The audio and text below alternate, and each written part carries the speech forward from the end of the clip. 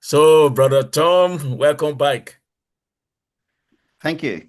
Yes, I'm really enjoying the talk with you. And this is Heart Talk, the program that you're on Yes. now. Yeah, is Heart Yeah. Talk. I mean, something Good. that is coming from your heart.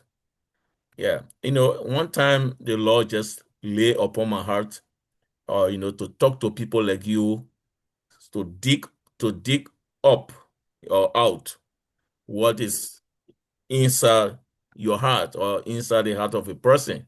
And it was like, wow, because people go to dig diamonds, gold. People are always all over the place digging the earth for something Mm. precious, something Yeah. precious. And so when the Lord brought this idea to me, I thought, yes, this is good. This is digging from men's heart, their own personal life experience and things like that. So I accepted it and I really want to do it. And Good. you've been the very first person since I got this revelation. Yeah. And I'm happy that you are cooperating. Oh, Thank you. it's good. I'm enjoying it, and you know, I'm getting like teared up when I start to talk about some of my Yeah. expressions and of life, and it's like brings back the emotion. But Yeah. it also reminds me just I get teared up about thinking about God, how good He is, Uh-huh. because really, I was in some of the times of my life, I've done my very best to run away from God. Yeah. I really have tried hard at times, Yeah. and yet God has He's never left me one moment, not one moment. So like we do go through some tough times in life, Hmm. but when we have God in our lives, even if we don't know He's there, He just never leaves us. I mean, That's the it. Bible tells us that as well, but sometimes the reality of it is we don't realize it, Yeah. but when I look back on my life, I just see the goodness of God all the Amen. time. Amen. Amen. So, Brother Tom, I still have this question for you, and that is you being 69, is that correct? Yeah, Okay. yeah, Do you still have dreams? I do. I mean, I think I drive my wife crazy because I have many kinds of dreams. I have natural dreams, like Okay. earthly own my personal dreams that I have for myself. I ride a motorbike and I like to go camping. I like to go traveling on my motorbike. And I still have dreams to do that. In fact, the end of this week, I'm packing my motorbike up with some tents and camping things and going off. I'll probably do about Hmm. 1,500 kilometers or something in 3 or 4 days. So, I'm getting excited about that. It's been very depressing the last while because we've had a lot of rain, and I'm a person that I've got a lot of energy still, Okay. and if I can't use that energy to do something, I get frustrated and a little bit depressed, and so I'm a person that has to do things, and like I think that comes back to my birth and being perhaps ADH. Like I'm like a person that's got to be in motion. And so so yeah, I have lots of earthly dreams of travel around Australia, traveling overseas, you know, adventure. I'm an adventure junkie, um, and I like extreme things. I was wondering what I could do for my 70th birthday. On my 60th birthday, I jumped out of an aeroplane and was skydiving. And I'm thinking, what can I do on my 70th? I've got to do something extreme. So I'm already planning something to do that will be unusual for my 70th birthday. So, yeah, I'm a person that dreams. I'm always dreaming about doing things, you know, um, and so that's important.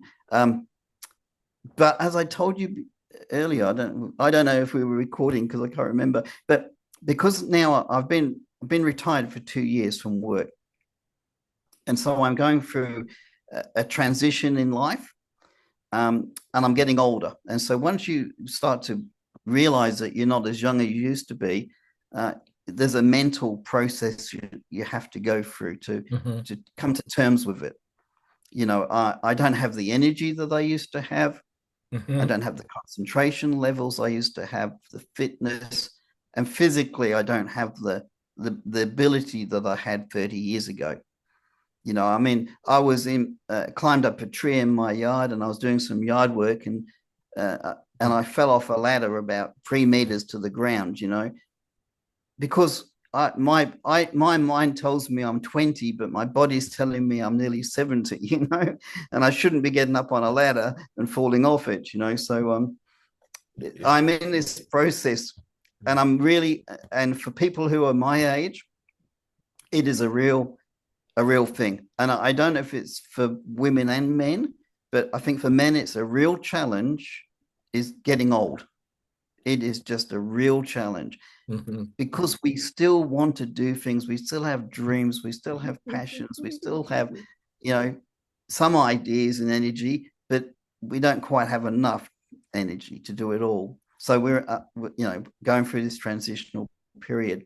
And in my Christian life, I'm also going through a transitional period because what happens when you get old, um, it's like you get put on the shelf.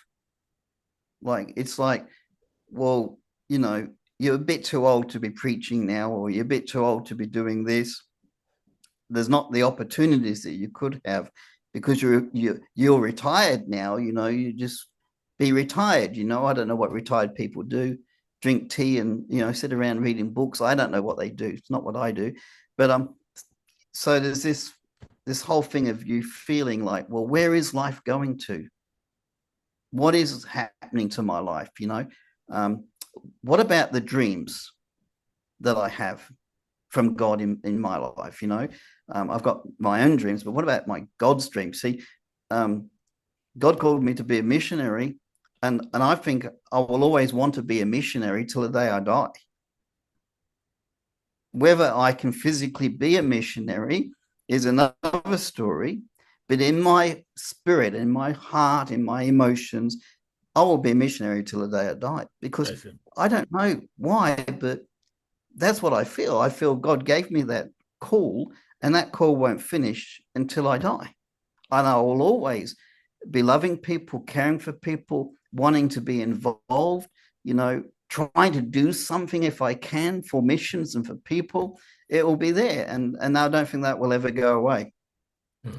But I have to go through the transitional period of sometimes we can't do the things that we want to do. So um, somebody said to me, like, when you don't feel God's moving, He's moving. And I'm in that stage at the moment where I don't feel God moving. I'm not sure what direction I'm supposed to be going in. Some of the things that I always wanted to do in life haven't come about, and as I get older, they won't come about in the natural. And I've got to say, well, God, I mean, I wanted to be a traveling preacher,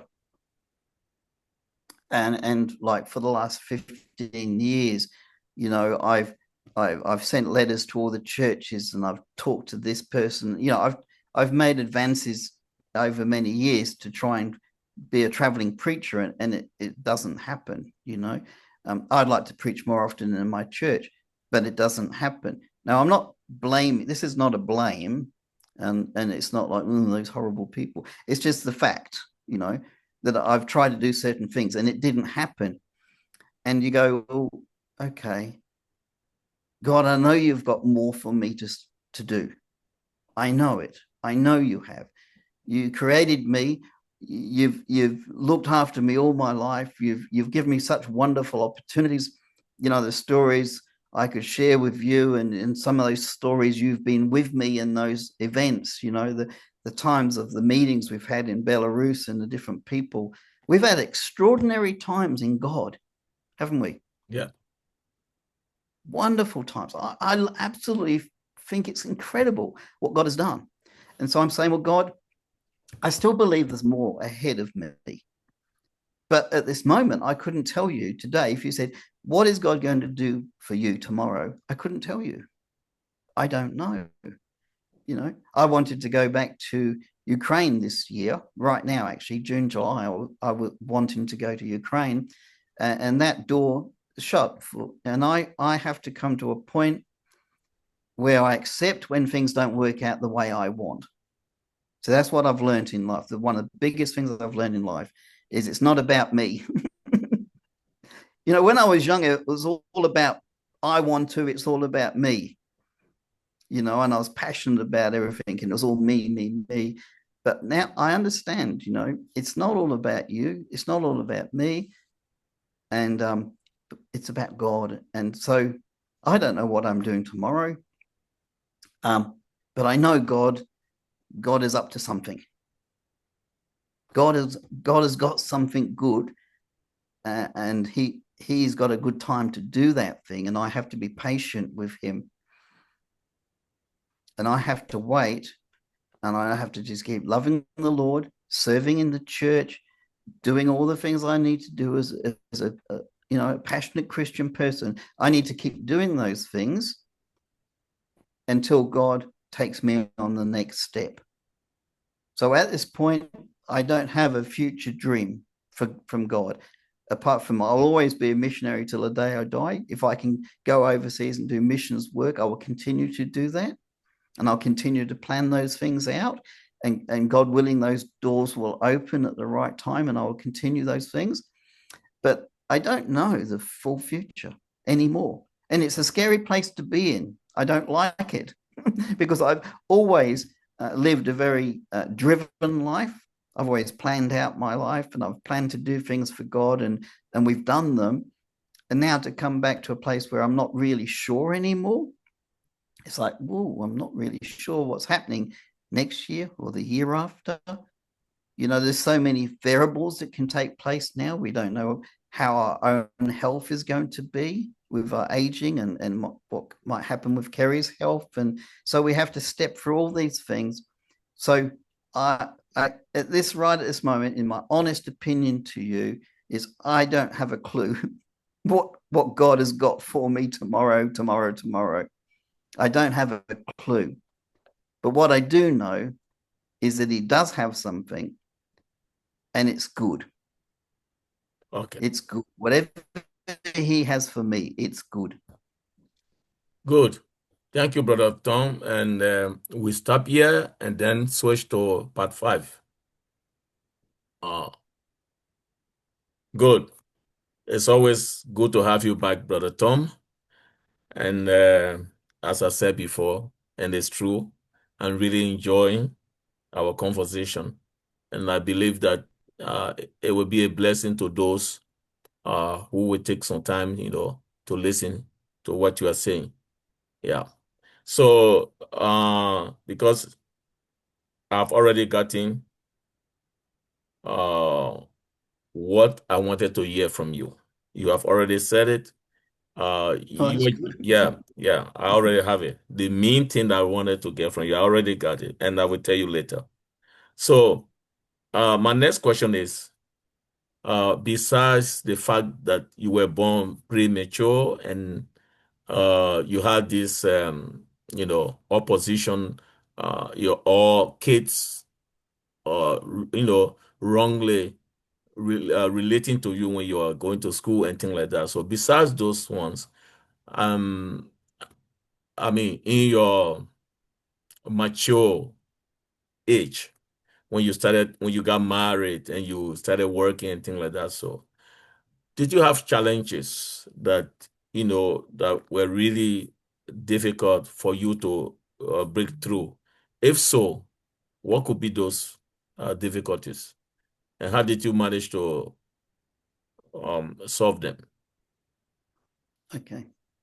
Yeah, well, that it's of course everybody has challenges in life. Mm-hmm. That's a given, isn't it? I don't think anybody has an easy life that we just float along and it's all wonderful. I don't think that's realistic, and I don't think it does us any good, because you need challenges in your life, because when you have a challenge, it makes you stronger. You know, Wow. when you don't need God, you get lazy and weak. When you need God, I mean, your prayer life improves when you need God. When you're going through a hard time, your Mm-hmm. prayer life increases, and God stretches out his hand and you see the work of God on your life. So Mm-hmm. we need hard times in life. It's, Mm-hmm. we shouldn't fear them.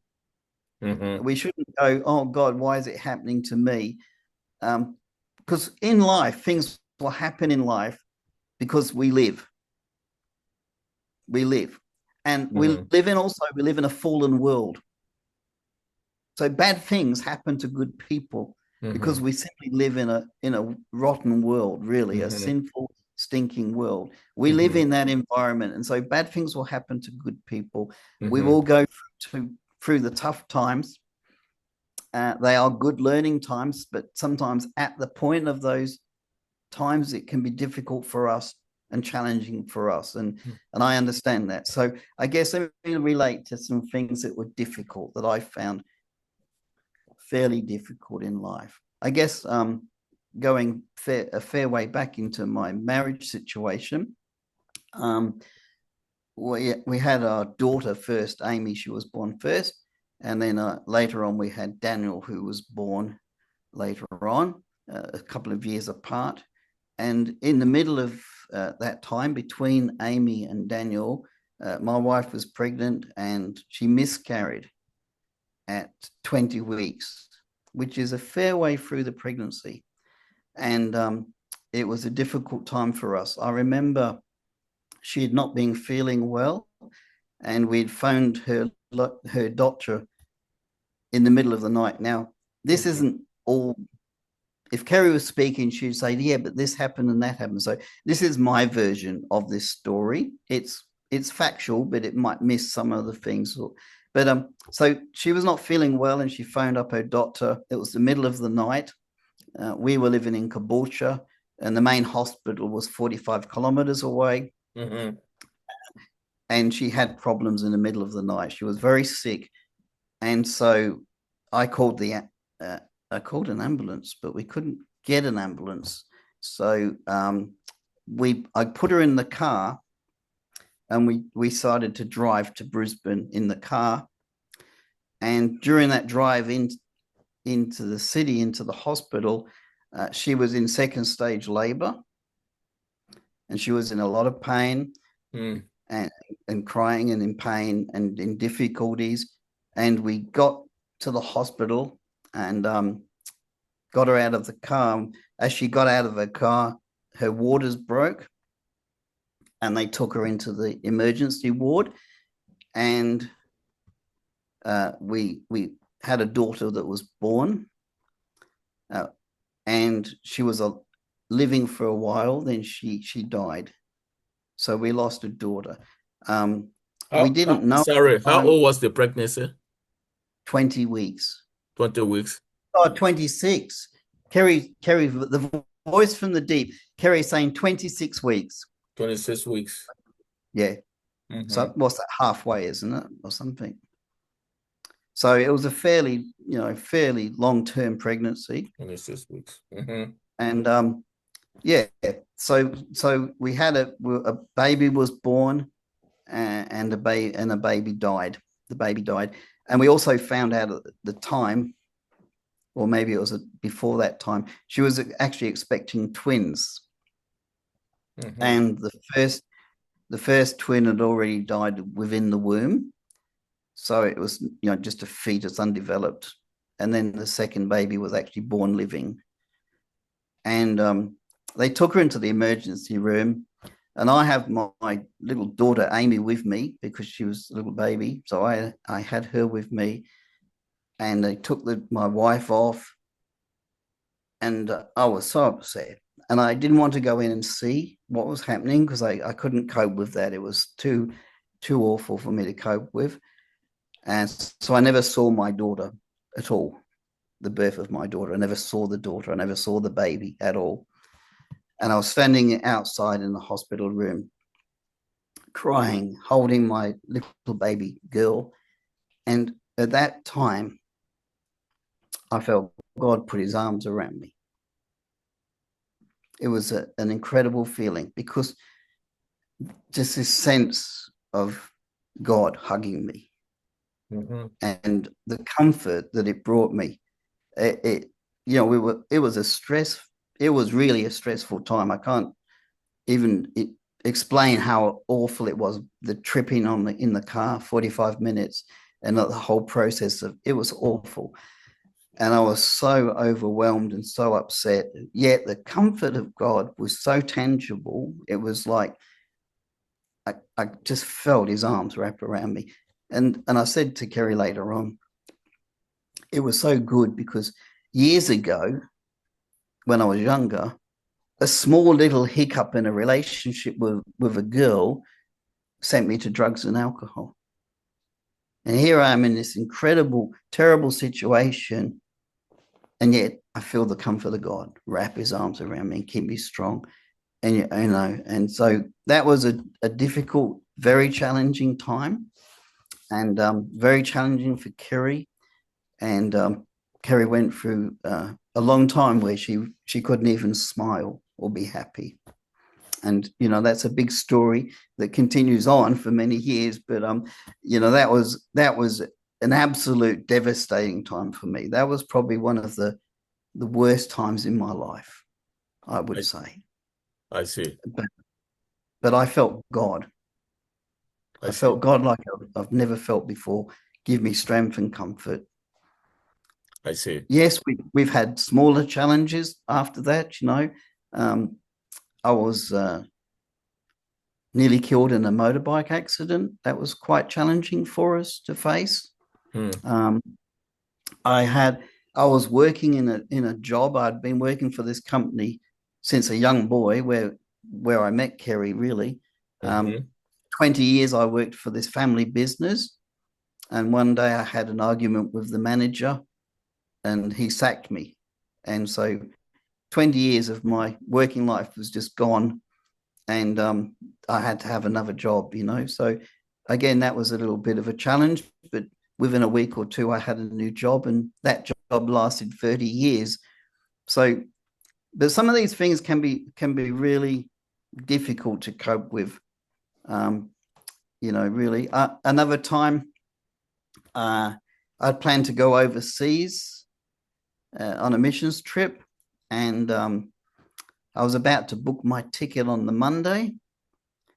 On the Friday night, I'd gone to church, and the church were having some sort of youth meeting, and I was going to be speaking to the youth. And I'd previously hurt my knee some months before, and I was dressed up as Superman. Could you imagine? I had like Superman cloak, and I had my undies on the outside of my track pants, so I looked like Superman.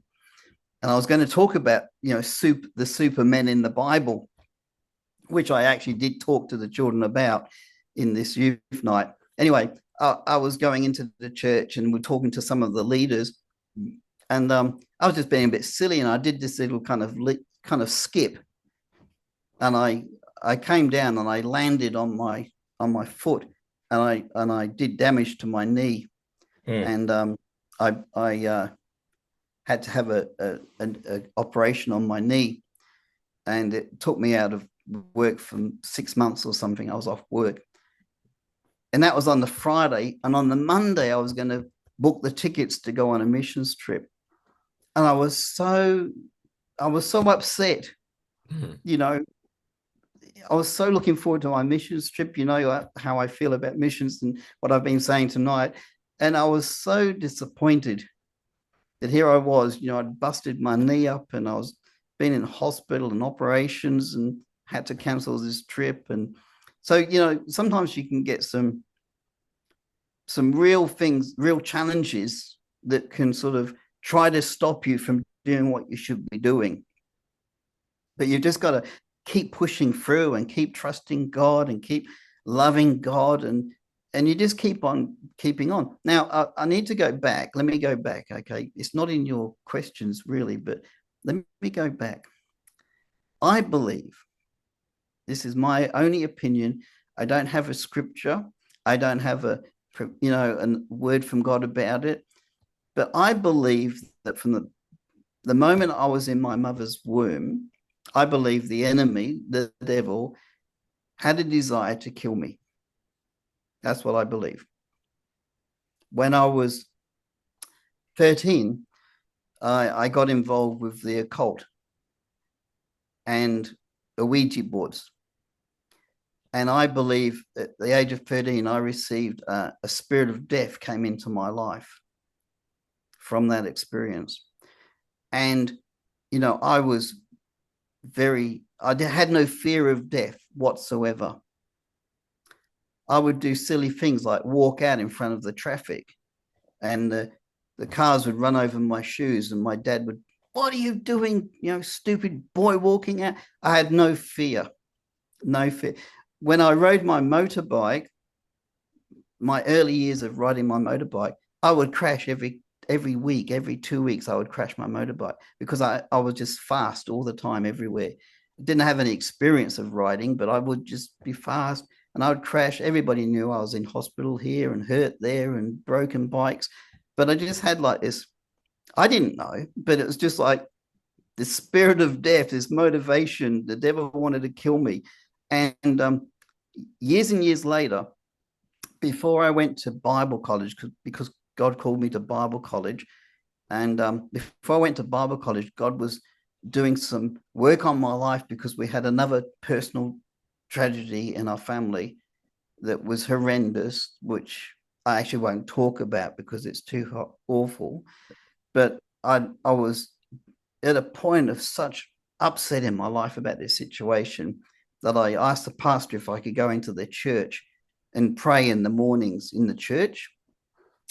I couldn't do it at home because I wanted to be loud and make a noise, and I couldn't do that at home. So I asked him, could I go to your church and pray in the mornings? It was the church I went to, and he gave me the key to the door, and I went to pray. And during one of those times, God showed me some situations.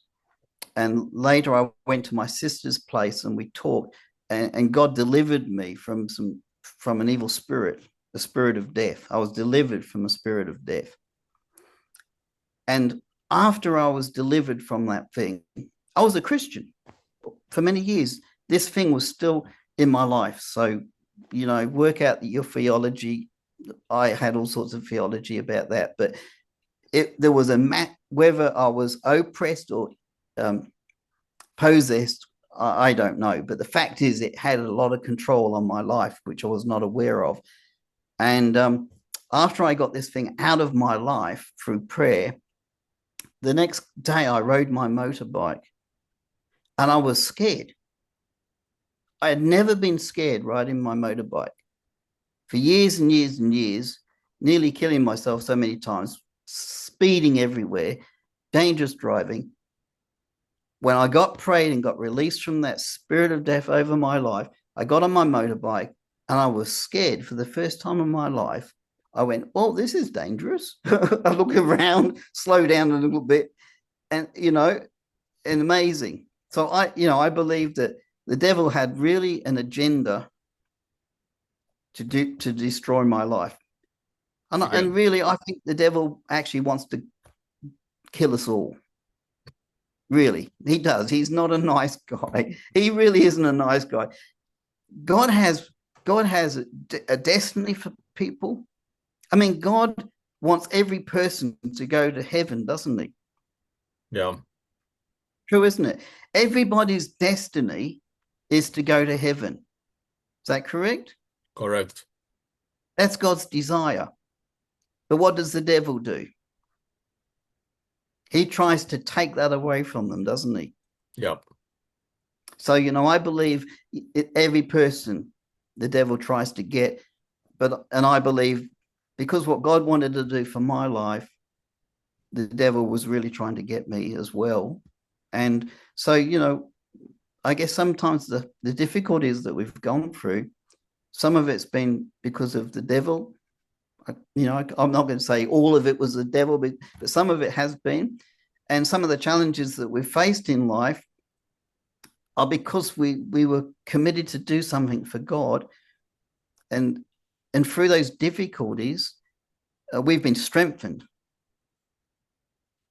encouraged, and strengthened. Like, I don't want to go through those horrible times, but out of some of those horrible times, incredible things took place. If we'd never had this family situation and I hadn't been desperate to go to God, I might not have been delivered from that spirit of death. But I was in those darkest times. I cried out to God. I just poured my heart out to God, and in that difficult time, God made such a big change, such a big change. My life again changed in such a huge direction, and God prepared me for that. Was God preparing me for Bible college, and God preparing me for ministry. So Good. imagine that. Out of that, the worst situation imaginable, God used that to prepare me for the ministry ahead that I walked into. Wow. Good. Yes, on this point of you know, challenges as you went through, um, what you just said now is so true. That God can use even difficult time, to bring about good, and which is part of your testimony now. So Yes. yeah, that's cool. That's cool. Very. I hope it will be helpful to those that are going to listen to you. So Yeah. we still have one more part to go, the last part, which is I think part six. We want to do part six of our talk, and it will be the last for today. Okay. Yeah. All right. Thank you. Let me stop this one.